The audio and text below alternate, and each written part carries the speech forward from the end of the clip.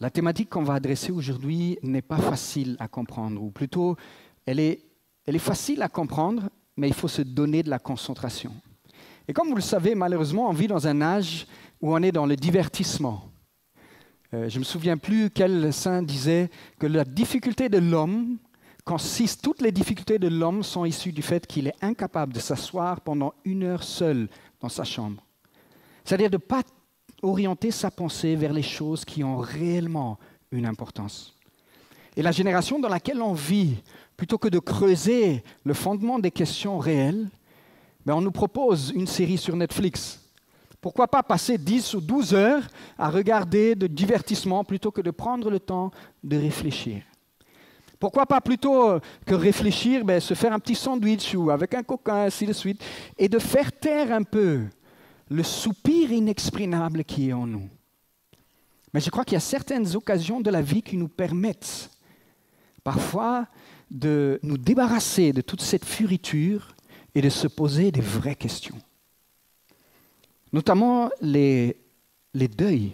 Je ne sais pas si vous avez déjà perdu un être cher, mais c'est souvent quand on est dans l'église, où on voit la personne descendre dans le cercueil, où on se dit, mais en fait, il y a des choses quand même qui sont plus importantes que l'opinion de mon voisin, ou de comment est-ce que je vais être considéré à l'école. Parce qu'il y a quand même plus que juste cette vie sur laquelle nous sommes là.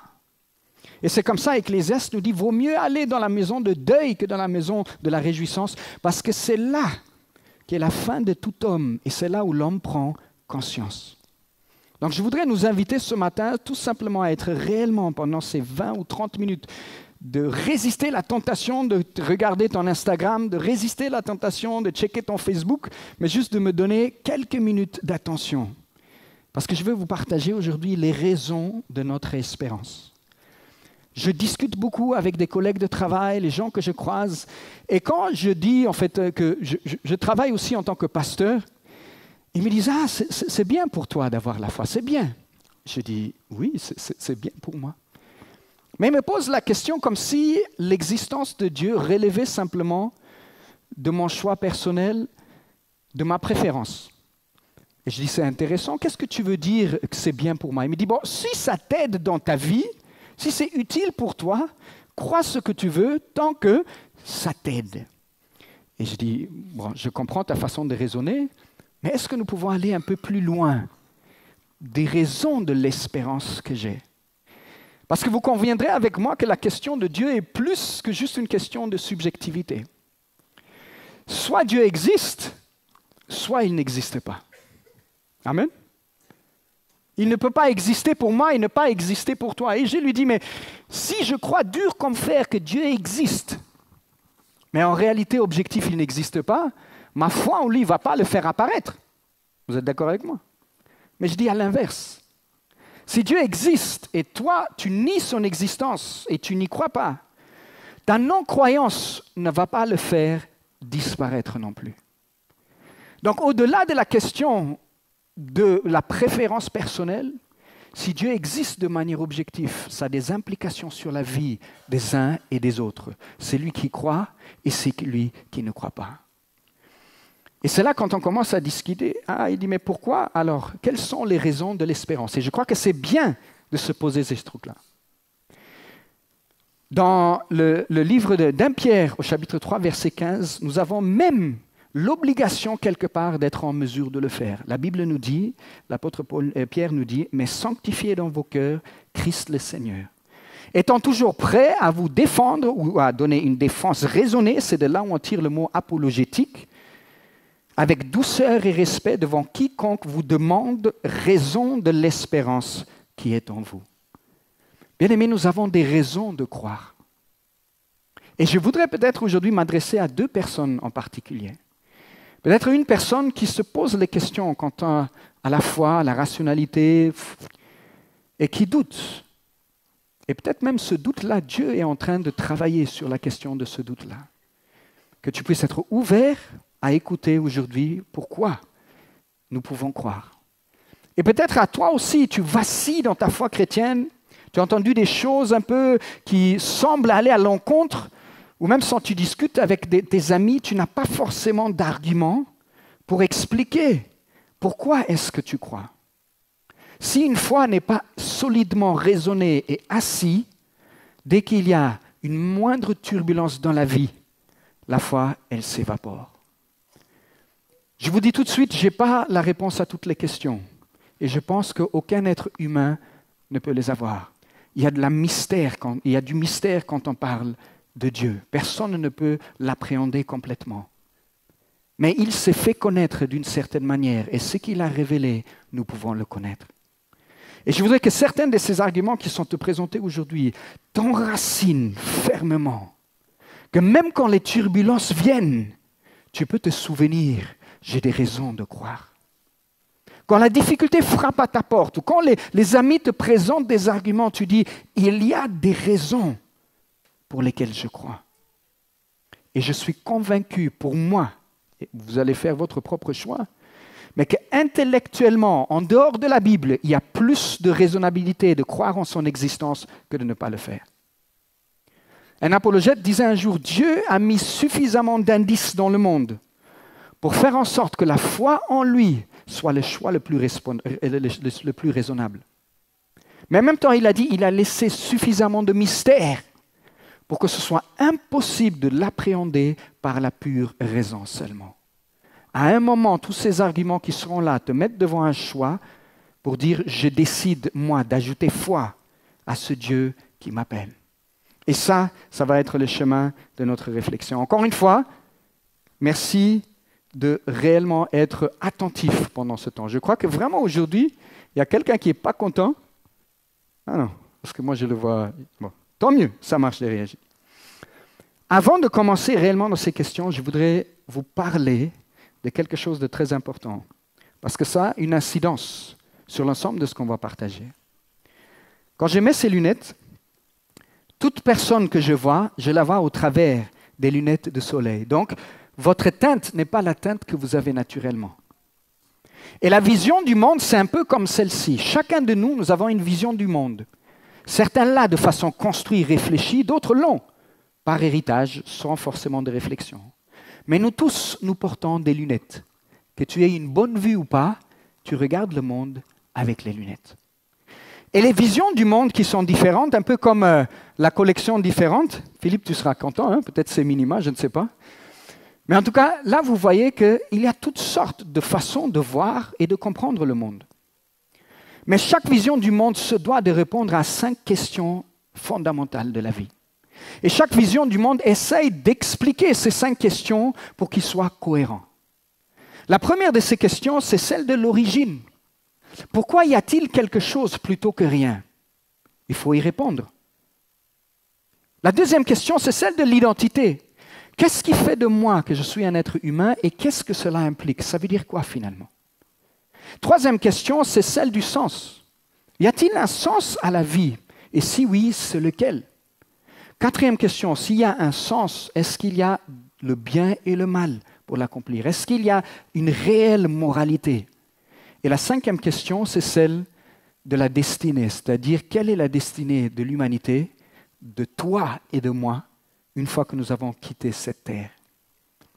Et ces questions sont réellement importantes. Et vous allez vous rendre compte que beaucoup de personnes n'ont pas réellement réfléchi à la vision du monde qui les anime. Quand je discute avec les gens, une des premières objections qu'ils me disent, ou une remarque quand on parle de la foi, ils me disent « Moi, je suis plutôt cartésien ». Alors ça veut dire quoi? En fait, c'est une façon polie de t'insulter que toi, tu ne réfléchis pas. Moi, je suis raisonnable, j'arrive à argumenter, mais toi, tu es dans les... C'est bien de réfléchir et c'est justement ce que nous voulons faire ce matin. Quelle est notre vision du monde? Beaucoup de personnes n'ont pas conscience de l'implication des visions du monde qu'ils pensent épouser. Et je vous demande réellement aujourd'hui de réfléchir au travers de quelles lunettes vous regardez le monde. La question la plus importante, c'est celle de l'existence de Dieu. On a dit en introduction, cette question est fondamentale pour tout le reste. Ma vie, ma manière de vivre va être complètement différent en fonction de la réponse que je vais apporter à cette question. Si Dieu existe, Ça a des implications sur ma vie concrète, sur ma vision du monde. Et si Dieu n'existe pas, ça a aussi des implications sur la manière dont je vais voir ma vie autour de moi. Si je réponds à la question que Dieu n'existe pas, je suis un peu laissé avec le choix du matérialisme. Alors je ne te parle pas, toi qui aimes peut-être acheter des belles choses, aller faire du shopping dans les magasins, ce n'est pas de ce type de matérialisme dont on parle.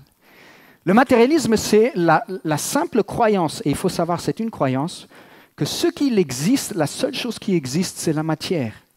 Il n'y a pas autre chose que la matière.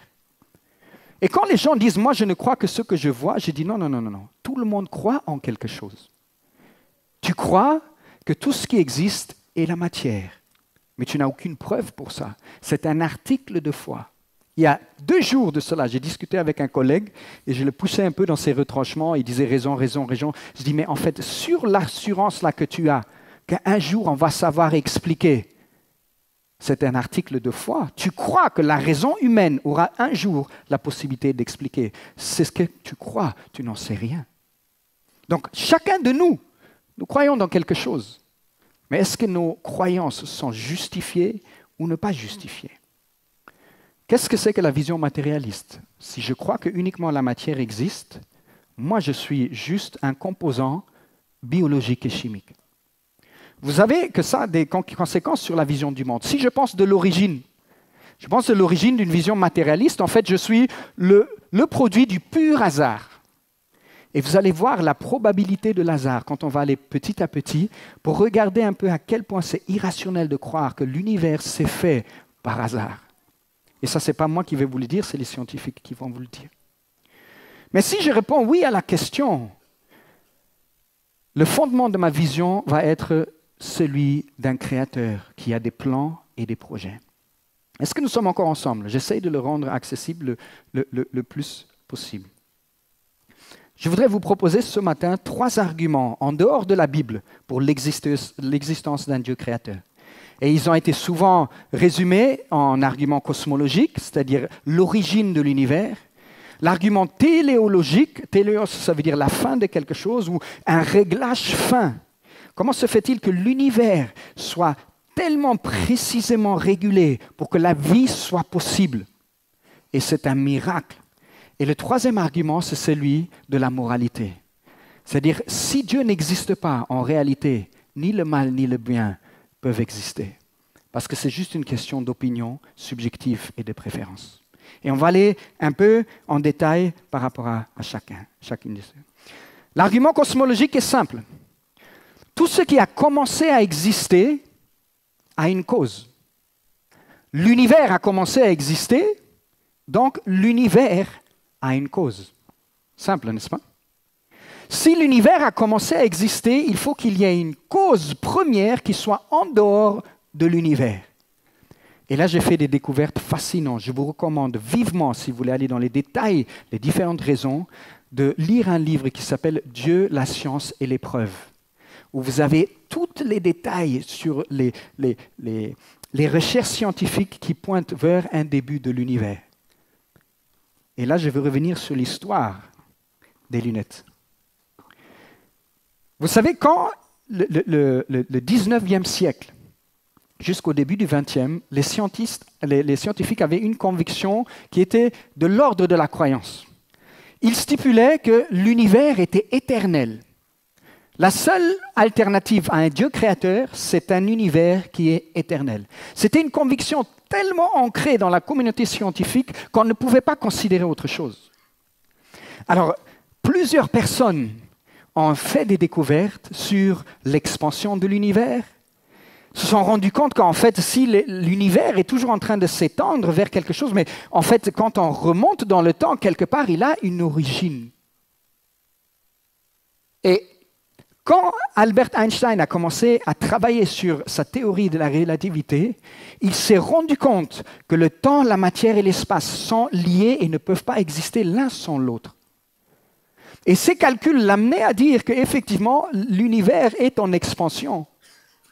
Mais il ne pouvait pas l'admettre parce que sa vision du monde était un univers stationnaire. Qu'est-ce qu'il a fait quand il a fait ses calculs? Il a introduit une constante pour garantir que ces calculs montre un univers stationnaire. Si je ne crois pas que Dieu puisse être à l'origine, même si les calculs mathématiques m'y contraignent, ma vision du monde va me faire dire que ce n'est pas possible. Donc j'ai besoin de traficoter. C'est un jeune mathématicien russe, Alexandre, le nom m'échappe, Friedman, qui a vérifié les calculs et qui s'est dit, il y a quelque chose qui cloche. Qui a écrit à Einstein, et Einstein a renié publiquement au début. Jusqu'à ce que les collègues de Friedman arrivent à attraper un ami d'Einstein pour lui démontrer. Et finalement, c'est l'ami d'Einstein qui l'a convaincu à accepter. C'est vrai, l'univers est en expansion. C'était de l'anathème dans la communauté scientifique.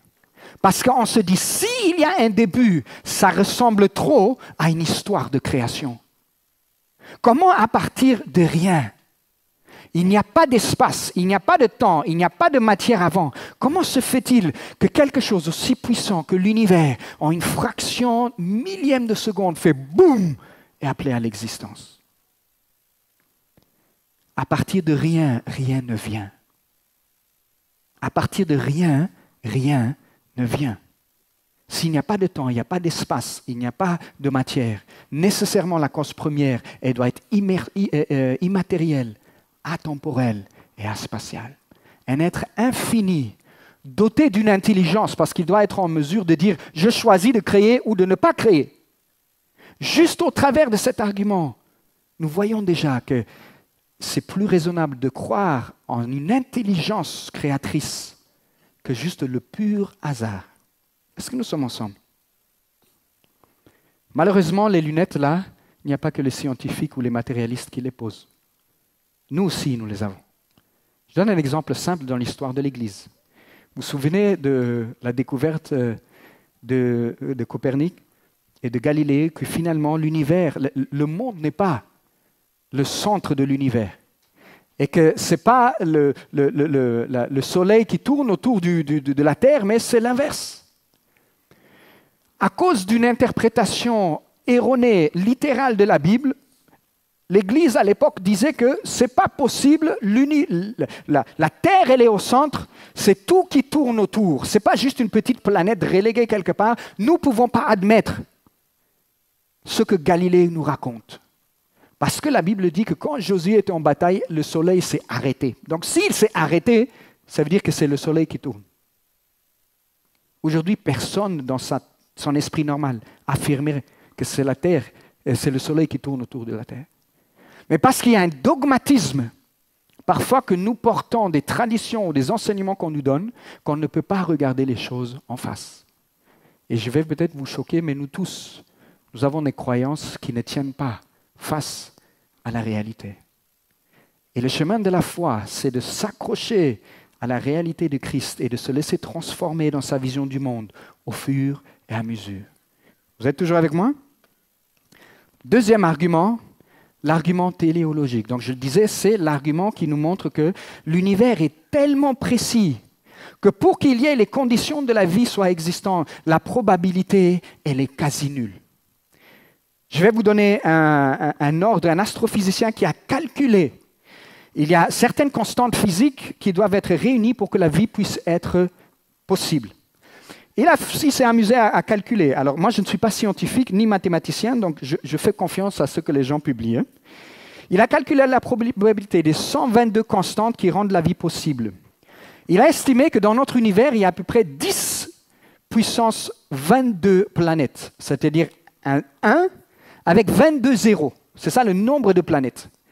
Et il a dit, pour qu'il y ait les constantes qui permettent la vie, qu'il y ait une seule planète parmi toutes ces milliards et les milliards de planètes, la probabilité qu'une seule planète puisse avoir les conditions de la vie, c'est une chance sur 10 puissance 138. Ça veut dire une chance sur 1 avec 138 zéros.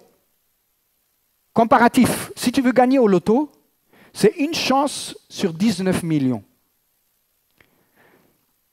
Vous imaginez une chance sur 19 millions. Si vous rajoutez juste 1 ou 2 zéros, vous êtes dans les milliards. C'est une différence énorme, on est d'accord? Entre millions et milliards, c'est énorme. Mais pourtant, là, on n'est pas en différence d'un zéro ou 2 zéros. On est dans une différence de 138 zéros. Pour croire que c'est le pur hasard, permettez-moi de le dire, j'ai besoin de beaucoup plus de foi pour être athée que pour être théiste. Parce que je dois croire que le hasard a fait en sorte, avec une probabilité quasi nulle, impossible, qu'un univers aussi précis puisse avoir lieu. Un autre a donné un exemple. Il disait, c'est un peu comme si vous avez un archer qui tire une flèche ici sur cette terre, un peu au hasard. Et il atteint une cible d'1 centimètre carré. Pas ici derrière, pas à Dessines, à l'autre bout de l'univers. Atteins vous-même. Moi, je ne vais pas, entre guillemets, gaspiller mes chances sur des probabilités aussi fines. Par contre, il est de notre sens humain normal, si nous voyons un objet qui a un dessin, ou nous voyons que quelque chose a été travaillé, que forcément derrière, il y a un dessinateur. Ça ne me viendrait pas à l'esprit de trouver un ordinateur dans la rue et de me dire, mais en fait, c'est juste le fruit du hasard. Au fur et à mesure, les particules se sont retrouvées et puis, paf, quand je clique dessus, il y a Windows 14 peut-être dessus. Ça n'existe pas. Notre manière d'avoir le rapport au monde nous montre qu'à chaque fois, quand il y a une construction intelligente, il y a une intelligence derrière. Mais pourquoi est-ce qu'on ne résiste tant, ou les scientifiques, ou certains scientifiques résistent tant à l'idée? Parce que ce qui nous fait peur, c'est les implications du Dieu créateur qui est derrière. Et c'est là où l'orgueil humain se dit en quelque sorte, moi je ne veux pas admettre qu'il y a quelqu'un envers qui je suis redevable, qui a peut-être un mot à dire sur ma vie, et devant qui je vais peut-être un jour me tenir et rendre compte de tout ce que j'ai vécu, et de la manière dont j'ai conduit ma vie. Je veux rester moi-même maître de ma vie. Je ne veux pas que quelqu'un d'autre soit le maître de ma vie. Et au fond, quand tu parles avec beaucoup de personnes, la raison pour laquelle ils rejettent la foi, rarement, c'est pour des raisons intellectuelles. Ou sinon, c'est bidon. C'est que quelqu'un a été blessé avec son expérience. Quelqu'un a vécu quelque chose qui l'a douloureusement blessé dans son enfance, par la représentation fausse qu'on faisait de Dieu, par une question de souffrance qui n'a jamais été résolue. Et on se construit tout un arsenal pour dire finalement, je ne veux pas croire en Dieu. Mais ce n'est pas une question de raison, c'est un rejet du cœur, parce qu'on ne comprend pas la nature véritable de qui Dieu est. On revient sur l'histoire des lunettes. Quelle est la parade que les scientifiques ont trouvée, ou même pas les scientifiques, les philosophes ont trouvé, pour répondre à cette histoire d'univers qui est parfaitement millimétré? Ils vont dire, oui, c'est vrai que ça paraît comme s'il y avait effectivement un agencement. Mais supposons qu'il y a un nombre infini d'univers, forcément, un de ces univers aurait les capacités, les paramètres que nous trouvons ici par hasard. Il y a zéro preuve de ce qu'en dehors de notre univers, il y a un autre univers qui existe. Mais je veux trouver une parade intellectuelle pour dire, je suis plus incliné à croire qu'il y a un nombre infini d'univers, plutôt que dire que derrière cet univers, il y a quelqu'un qui l'a créé avec intelligence. On relève de la foi, les amis. Si quelqu'un affirme ça, c'est qu'il y a des raisons plus profondes. Mais je vous dis, pour moi, l'argument le plus fort, c'est l'argument moral. Si Dieu n'existe pas, ni le bien, ni le mal n'existent. Et là, tu vas me dire, mais attends, quelle affirmation? Alors prenons le temps de creuser un peu. Je te pose la question, s'il n'y a pas un standard extérieur à l'humanité qui définit le bien et le mal, comment est-ce qu'on peut le définir? Si moi j'ai une vision du bien et du mal, François a une vision du bien et du mal, qui va arbitrer entre lui et moi? Comment j'imposerai moi mes valeurs face à lui? Parce que nous sommes tous les deux humain subjectif, et tous les deux, nous pouvons argumenter. Mais personne, il n'y a pas de standard. Peut-être il y a une troisième personne, une quatrième, mais en réalité, tout devient une question d'opinion. Je n'ai pas de standard objectif pour trancher entre un Hitler et ou Gandhi. Je n'ai pas de standard pour trancher entre, finalement, le meurtre c'est bien, c'est mal. Donner sa vie pour quelqu'un c'est bien, c'est mal. C'est ton opinion contre la mienne.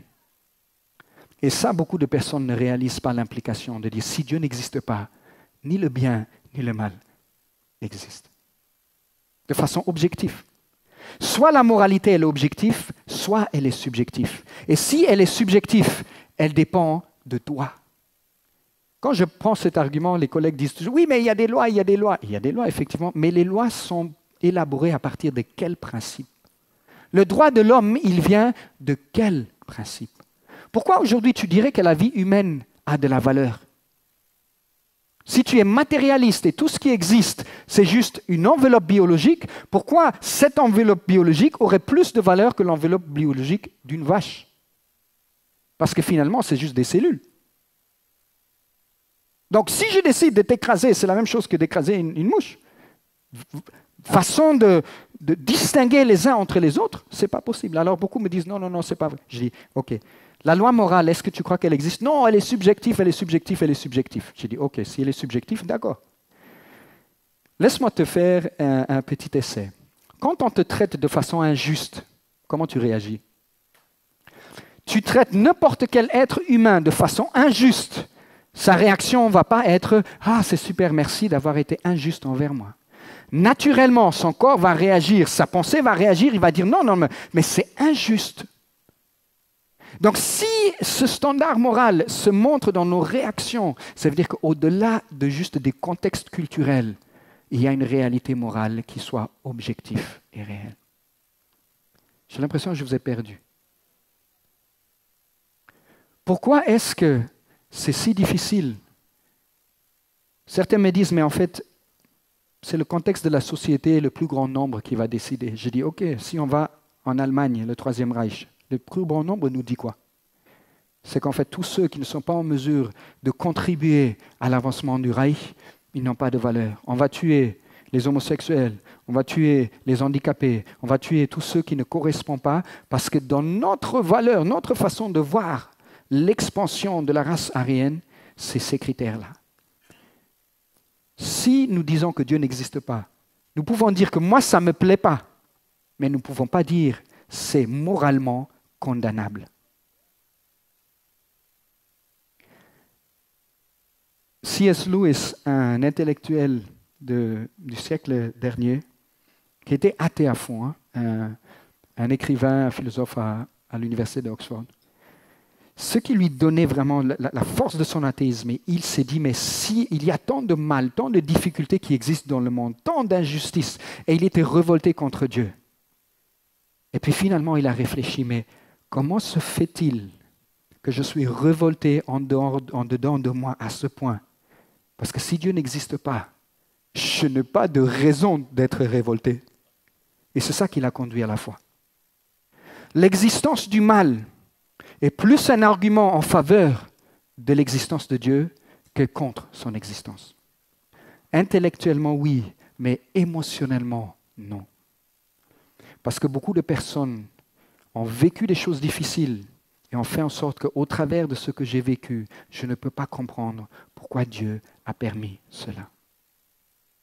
Et c'est là où c'est la difficulté parfois. Il y a des réponses à ça, mais dans lesquelles on ne va pas aller aujourd'hui, faute de temps. Mais je crois qu'aujourd'hui, on a pu voir ces trois arguments. Si quelque chose a commencé à exister, il y a un créateur qui est derrière. Et c'est toute la science qui nous le dicte.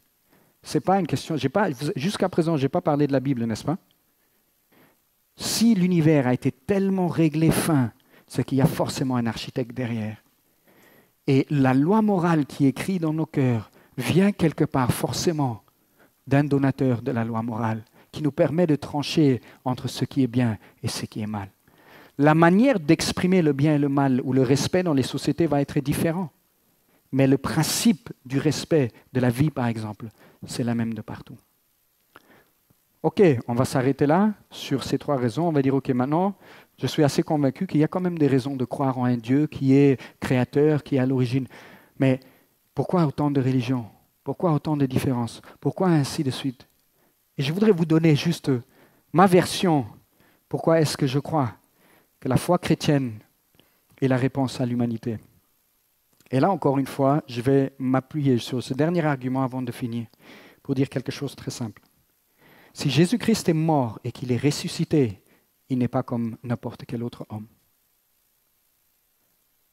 Si j'ai 3 amis et les 3 amis me font un discours sur voilà le monde il est comme ça, voilà que tu devais vivre comme ça, et toute leur vision du monde est cohérente. Dans leur monde, ils l'expliquent, c'est cohérent. J'ai 3 amis, comment est-ce que je pourrais faire la différence entre ces 3 amis? Je dis ok, ben ça c'est vrai, je peux peser le pour et le contre. Mais si l'un de ces amis me dit écoute, voilà ce que je te dis, comment Dieu est, ce qu'il veut, et voilà ce qui va arriver. Je vais mourir, au bout de 3 jours, je vais ressusciter, et ma résurrection va être preuve que ce que j'ai dit n'est pas juste quelque chose que j'ai inventé, mais quelque chose qui vient de plus haut. Je te demande naturellement, si tu vois tes 3 amis, tu les vois mourir, tu les amènes dans le tombeau, tu sais partie maintenant qui sont morts, et puis tu as fait le deuil, 3 jours plus tard, tu es chez toi en train de te brosser les dents. Hé Alexis, tu te souviens? Je ne pense pas que tu donnerais le même poids aux paroles de cet ami ressuscité qu'aux 2 autres qui sont morts avec leur philosophie. Et c'est la raison pour laquelle la résurrection, la mort et la résurrection de Christ est le fondement de la foi chrétienne. L'apôtre Paul dit, si Christ n'est pas ressuscité, nous non plus, nous ne pouvons pas être ressuscités, nous sommes morts dans nos péchés. Et pour finir là-dessus, si on regarde les données historiques autour de la résurrection du Christ, la tradition textuelle et le poids de l'historicité des évangiles, on ne peut se rendre qu'à une évidence. Soit je dois accepter que c'est juste farfelu et puis voilà, je ne veux pas me poser la question. Mais si je creuse réellement, est-ce que ce qui a été dit est véridique? Est-ce qu'il y a vraiment eu la mort et la résurrection? En fait, on se rend compte que tous les faits vont dans la meilleure interprétation que Christ est bel et bien mort et il est ressuscité. Et si ce n'est pas le cas, notre foi elle est vaine. Je voudrais vous encourager à lire un livre, ou peut-être maintenant, comme on est dans la génération des films, à regarder un film qui s'appelle Jésus l'enquête. C'est l'histoire une vraie histoire d'un journaliste d'investigation du Washington Post. Sa femme s'est convertie au christianisme et lui, il était athée à fond. Il dit non, mais ça, jamais je pourrais accepter ça. Il a dit, je vais lui démontrer que l'histoire de la mort et de la résurrection de Christ, c'est de la farce. Il a commencé à faire les études, à chercher, à voir les spécialistes. Et il était tellement fort dans son raisonnement, il a fait toutes les différentes pistes qui ont été proposées dans l'histoire, juste à se rendre l'évidence qu'en fait, aujourd'hui, je suis face. J'ai fait toute la recherche. Les faits indiquent que le choix le plus raisonnable, c'est que la mort et la résurrection a bel et bien eu lieu. Maintenant, tu fais quoi? Et face à cette réalité, il a choisi de se convertir. Il a écrit un livre qui s'appelle Le cas pour Christ, où Jésus l'enquête. Vous pouvez regarder le film, il est, je crois, disponible sur Netflix ou Amazon, une fois que vous pouvez aller, avec mon encouragement même. Mais creusez, parce qu'il y a véritablement des raisons pour notre espérance. Je vais finir avec ça. Dans le livre de Romains, chapitre 1, verset 20. En effet, les perfections invisibles de Dieu, sa puissance éternelle et sa divinité se voient comme à l'œil nu depuis la création du monde quand on les considère dans ses ouvrages. Jésus dit, « Je suis le chemin, la vérité et la vie. Nul ne peut venir au Père si ce n'est que par moi. » Merci pour votre patience. Ce que je voudrais, pour ceux qui se posent des questions, continuer à creuser. Parce que je suis convaincu que celui qui les cherche, Dieu se révèle à celui qui les cherche. Sois à cœur ouvert, cherche Dieu et il se révélera à toi. Amen. Si vous voulez bien, on va finir avec la prière. Seigneur, nous voulons te dire merci parce que tu as choisi de te révéler. Tu aurais pu rester quelque part loin de nous et ne jamais venir à notre rencontre, mais un jour tu es venu en chair et en os à notre rencontre au travers de Christ pour nous montrer le chemin. Et tu nous as réconciliés, en tout cas tu nous as donné la possibilité de la réconciliation en Christ. Pour Seigneur, vivre avec toi cette vie de façon réconciliée, mais aussi d'avoir l'espérance de la vie éternelle. Merci parce que nous ne sommes pas le fruit du hasard et que notre valeur ne dépend pas juste de ce que nous faisons, mais cette valeur que nous avons, c'est toi qui nous l'as conférée parce que tu nous as créés à ton image et à ta ressemblance. Et c'est la raison pour laquelle nous pouvons réellement dire que nous croyons, Seigneur, que tu as des projets de paix et de bonheur pour nous, afin de nous donner un avenir et de l'espérance. Seigneur, ma prière est que chaque personne qui entend ce message, que tu continues à travailler dans le cœur par le Saint-Esprit pour que la foi naisse et que les miracles de la conversion puissent avoir eu lieu. À toi soit toute la gloire dans le nom de Jésus. Amen. Merci beaucoup.